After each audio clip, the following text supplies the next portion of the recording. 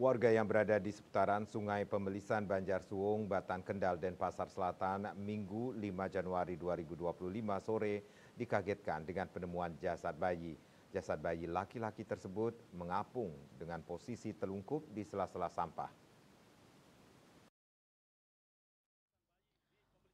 Kondisinya memakai pakaian bayi serta pampers, hidung dan matanya bengkak.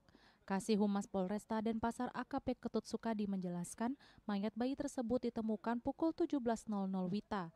Dari keterangan saksi Ananda Aunur Putra Pratama, 29 tahun mengatakan, pukul 10 WITA ia memancing ikan bersama temannya Gusti Rahmat Wijaya, Helmi, Nanda dan Liong dengan naik sampan.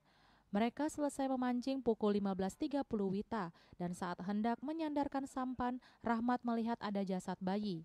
Warga lalu berdatangan ke TKP untuk melihat jasad bayi tersebut. Sementara Iketut Dharma Yoga 42 tahun tinggal di Jalan Sidakarya menyampaikan ia baru datang dari Nusa Penida dalam rangka melayat.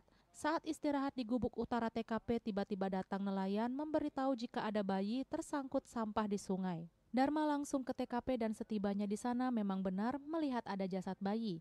Untuk memastikannya, Dharma mengoreknya dengan bambu dan ternyata benar jasad bayi mengambang di antara sampah. Saksi Dharma mengevakuasi jasad bayi itu dan ditaruh di pinggir sungai. Selanjutnya dilaporkan ke Polsek Densel. Selain itu, saksi juga bersedia mengambil jasad bayi itu untuk diupacarai dan dikubur. Setelah menerima laporan kejadian itu, anggota Polsek Densel tiba di TKP. Setelah itu pukul 17.55 WITA jasad bayi itu dibawa ke Rumah Sakit Bali Mandara Sanur menggunakan ambulans BPBD Kota Denpasar.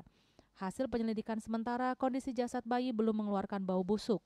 Diperkirakan dibuang kurang 24 jam dan kemungkinan sengaja dibunuh oleh orang tuanya. Kertanegara Bali Pos melaporkan.